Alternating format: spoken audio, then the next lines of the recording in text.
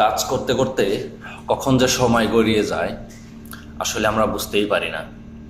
কিন্তু কাজের পাশাপাশি আমাদের যে একটা শারীরিক চাহিদা আছে বা নিজেকে রিফ্রেশ করার জন্য কিছু সময়ের প্রয়োজন, সেটা আসলে আমরা ভুলে যাই কাজ করতে করতে।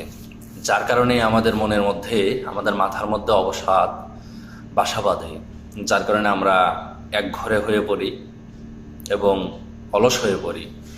আমাদের প্রত্যেকেরই উচিত কাজের পাশাপাশি নিজেকে ফিট রাখা, ঘোরাফেরা করা বা কোনো খাদ্যদ্রব্য গ্রহণ করা বা এক্সারসাইজ করা, যেগুলোর মাধ্যমে আমরা শারীরিকভাবে ফিট থাকতে পারি এবং পরবর্তীতে অধিক পরিমাণে কাজ করার উৎসাহ পাই বা এনার্জি পাই।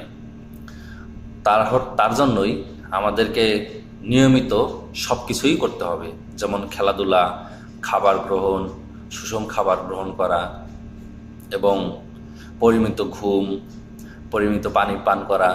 এগুলো আমাদের প্রত্যেক দিনের রুটিনের মধ্যেই থাকতে হবে যদি শারীরিকভাবে আমরা সুস্থ ফিট থাকতে চাই।